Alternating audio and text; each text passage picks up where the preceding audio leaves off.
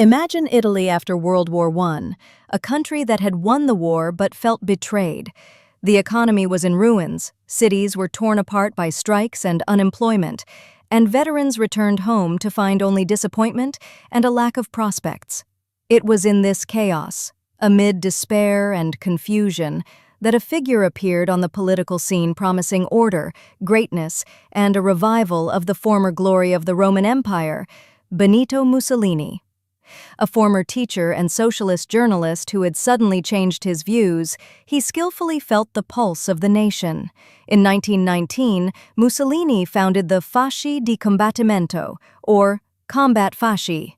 It was a movement that combined aggressive nationalism, social promises, and a willingness to use violence against those who disagreed. His charisma was magnetic. He spoke in simple language that the masses understood, promising to solve all problems and restore Italy's dignity. He played on fears of communism, disappointment in liberal democracy, and the desire for a strong hand to bring order. The real turning point was the March on Rome in October 1922. It was not a classic military operation. Rather, it was a grand political spectacle. Thousands of blackshirts, armed fascist militants, marched on the capital. While the army could have stopped them, King Victor Emmanuel III, fearing civil war and pressure from conservative elites, made a fateful decision. Not only did he fail to declare a state of emergency, but he also invited Mussolini to Rome to form a government. Thus, without a single shot being fired, Benito Mussolini became Prime Minister of Italy, legalizing his movement and paving the way for dictatorship. From that moment on, Mussolini began to consolidate power with unprecedented speed. He gradually but ruthlessly suppressed any opposition. He liquidated political parties, cracked down on independent newspapers, and created the Ovra secret police, which terrorized dissidents. Parliament became a decorative body, and Mussolini himself became the sole and undisputed leader. Il Duce, the leader. His portraits hung everywhere, his statements were quoted in schools, and propaganda created the image of an omniscient and omnipotent savior of the nation. "Mussolini is always right," was the slogan that echoed everywhere. He introduced large-scale economic and social reforms, which, although controversial, were presented as grandiose successes. The battle for grain, the draining of swamps, and the construction of roads were all intended to demonstrate the greatness of fascist Italy. The people, tired of chaos, often believed these promises and saw in Il Duce a force capable of restoring the country to its former glory. On the international stage, Mussolini sought to restore imperial greatness. He embarked on an aggressive foreign policy, conquering Ethiopia in 1936 and Albania in 1939. These victories, although achieved at the cost of enormous sacrifices and cruelty, fueled nationalist sentiments in Italy. However, the most important step was his rapprochement with Nazi Germany and Adolf Hitler. The two dictators, united by common ideological views and a desire for world domination, formed the Berlin-Rome axis. This alliance, which seemed unbreakable at the height of their power, ultimately led Italy to its fatal participation in World War II, into which Mussolini dragged the country in June 1940, hoping for an easy victory. He had no idea that this war would be the end of his reign and his life.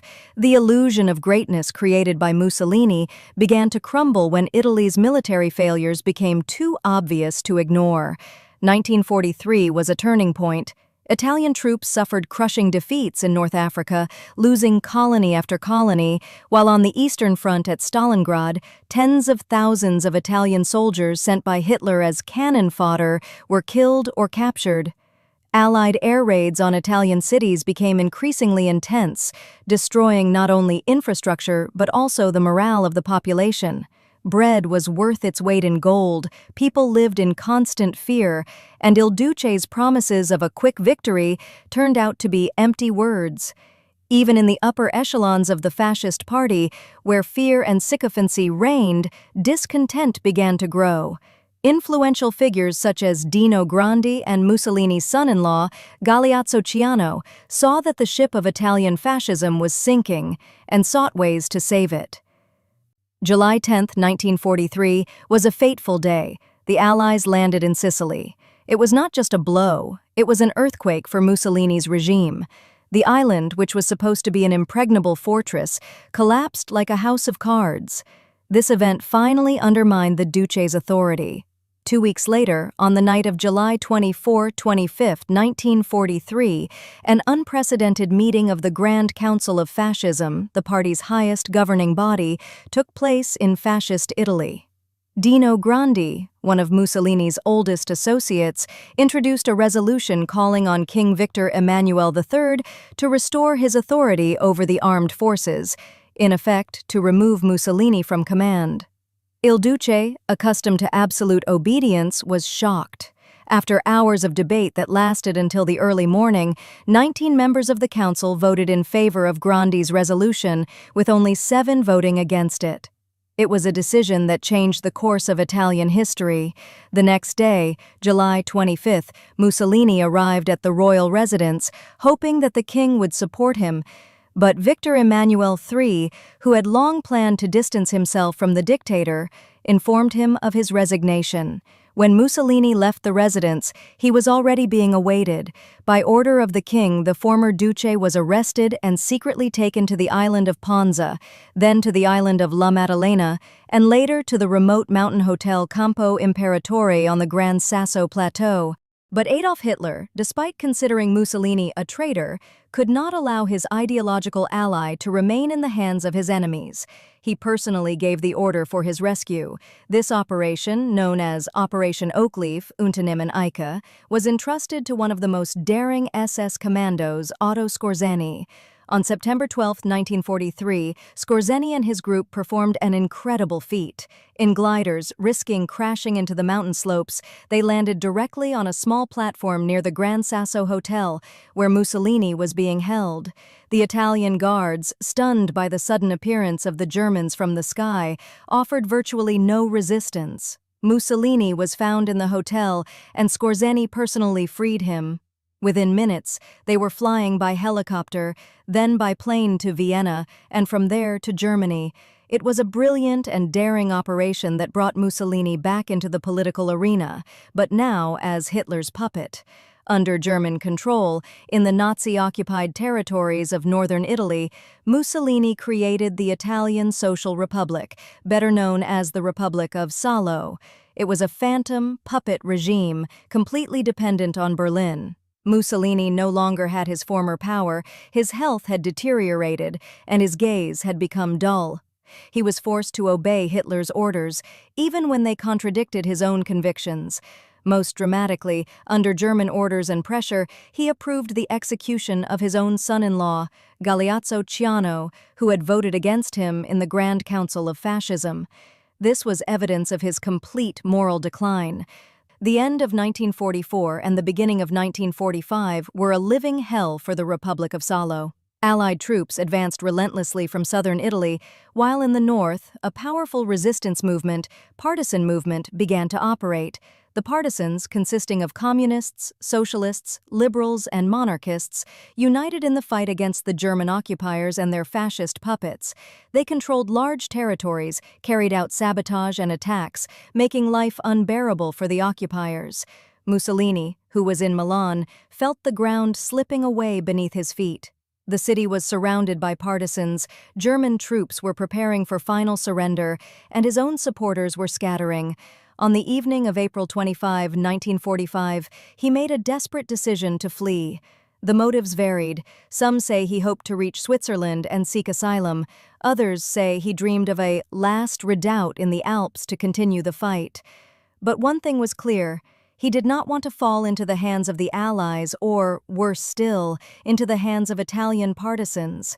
Mussolini, along with his mistress Clara Petacci and a few loyal associates, joined a convoy of German trucks retreating north toward Como and the Swiss border. He changed into a German sergeant's uniform, hoping to go unnoticed. It was a pitiful end for a man who once wore the majestic uniform of Il Duce. On April 27, 1945, the convoy of German trucks in which Mussolini was hiding was stopped by a detachment of partisans from the 52nd Garibaldi Brigade under the command of Count Pier Luigi Bella near the small village of Dongo on the shores of picturesque Lake Como. The partisans, who were allowed to let the German soldiers pass on condition that they did not transport Italian fascists, began to carefully check each truck. It was there, in one of the trucks, wrapped in a greatcoat and covered with a tarpaulin, that Mussolini was found. He was pale, exhausted, and frightened. His attempt to pretend to be a drunk German soldier was futile. One of the partisans, Michele Moretti, who had served in the German army and knew him, recognized the former dictator. It was a moment of complete collapse. Mussolini, who once held the fate of millions in his hands, was now a helpless captive. He and Clara Petacci were taken to a local house to keep them safe until the arrival of the senior leadership of the partisan movement. That same night, from April 27th to 28, Mussolini and Petacci were transferred to a small farmhouse in the village of Mezzegra. This was done for their safety, as rumors of the Duce's capture had already spread, and the crowd could have taken the law into their own hands. In these last hours of his life, Mussolini, according to eyewitnesses, was calm, almost indifferent to his fate. He understood that his time was up. Meanwhile, at the headquarters of the National Liberation Committee, CLN, which united all the anti-fascist forces in Italy, a hasty but decisive decision was made. Mussolini must not fall into the hands of the Allies.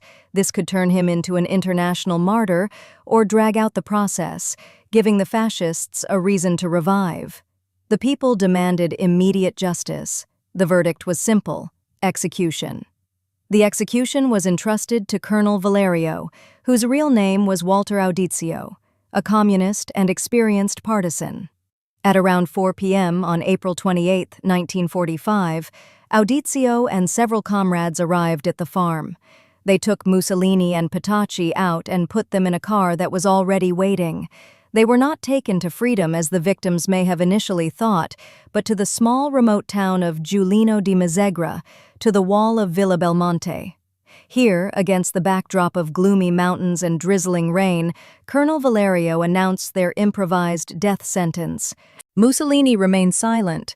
Clara Petacci, in a last desperate attempt to save her beloved, rushed to cover him with her body, shouting, "Benito, no!"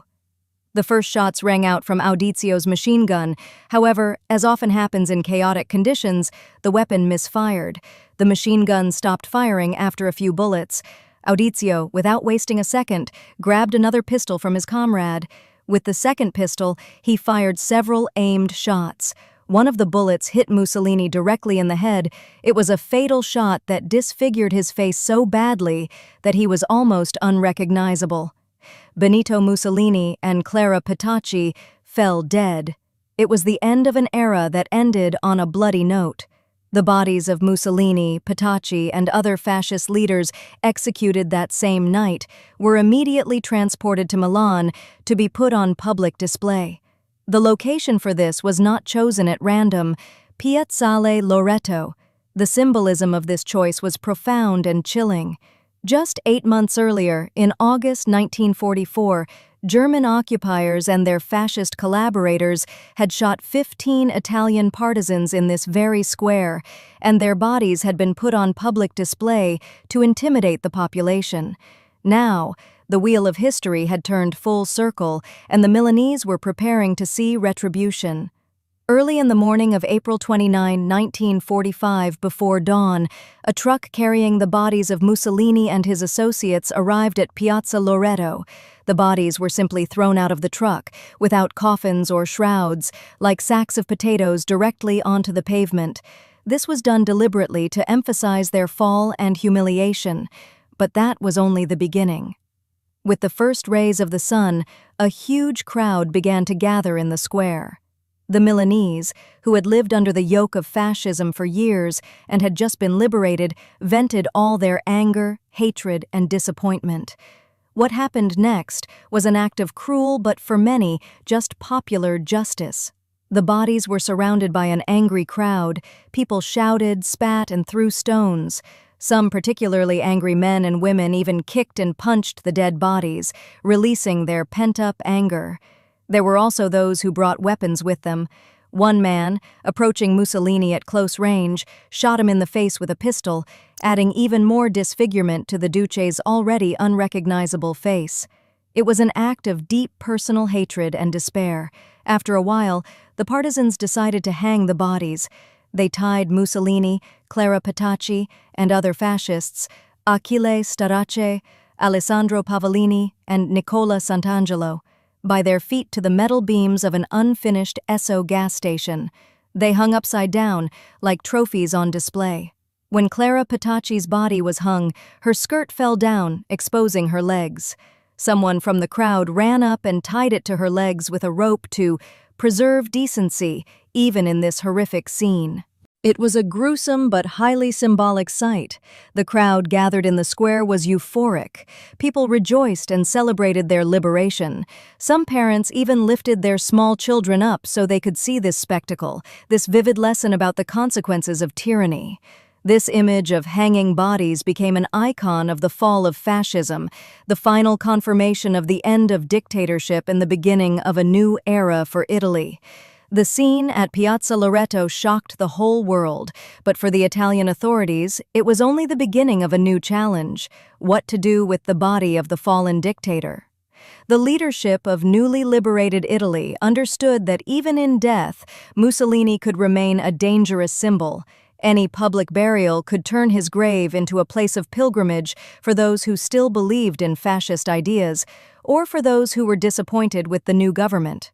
To prevent the creation of a cult of personality around the dead dictator, Benito Mussolini's body was secretly buried in the Musocco cemetery in Milan. It was an unmarked, modest grave, marked only by the number 384 in Field 81. No names, no monuments. The authorities wanted him to simply disappear from memory, so that his burial would not become a symbol or a reference point for any revanchist movements. It was an attempt to finally desacralize the figure of Il Duce. However, the peace did not last long, and the secret of the burial could not be kept forever. Exactly 1 year after his death in April 1946, an event occurred that shook Italy and the whole world once again. Mussolini's body was stolen. Behind this audacious act was a small but dedicated group of fascist radicals, led by a young journalist, Domenico Lecchi. Their motive was to restore respect for their leader and, possibly, to use his remains as a symbol for the revival of the fascist movement in post-war Italy, which was experiencing a period of political instability. The kidnappers dug up the body from an unmarked grave in Musocco and began hiding it, moving it from place to place. It was a real detective hunt. The body was hidden in abandoned villas, in car trunks, in basements, even in monasteries. This period, which lasted more than 10 years, was full of conspiracy and risk for the kidnappers. The Italian police conducted an active search, but the Duce's body remained elusive, becoming a kind of legend in far-right circles.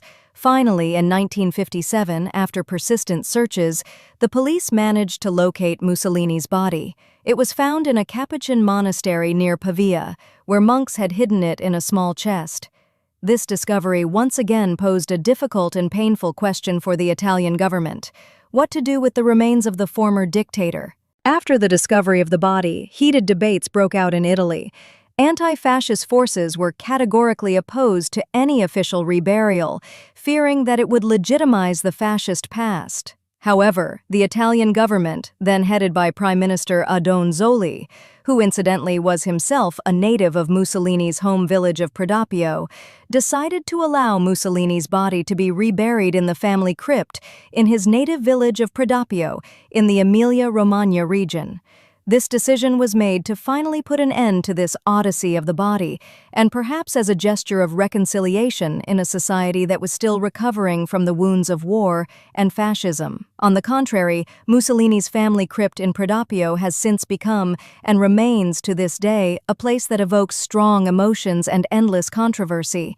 Every year, especially on key dates in the fascist calendar, July 29th, Mussolini's birthday, and April 28th, the day of his death, hundreds and sometimes thousands of neo-fascists and supporters of fascist ideas flock to Predappio. They hold organized meetings, march through the streets, give speeches, and chant slogans glorifying Mussolini and his regime. These pilgrimages are often accompanied by the sale of fascist paraphernalia, books, and souvenirs, which only intensifies the outrage of anti-fascist organizations and many ordinary Italians who consider this a desecration of the memory of the victims of fascism. These annual events in Predappio regularly spark heated public debate in Italy. There is discussion about whether such pilgrimages should be banned, whether access to Mussolini's tomb should be closed, or whether, on the contrary, this is an expression of freedom of speech, albeit an unpleasant one. It is a question of how the country should deal with its dark past, whether it should try to hide it, or, on the contrary, openly discuss all its aspects in order to understand the causes and consequences of totalitarianism. These debates are a vivid reminder that the wounds of fascism in Italian society have not yet fully healed, and the struggle for historical memory continues.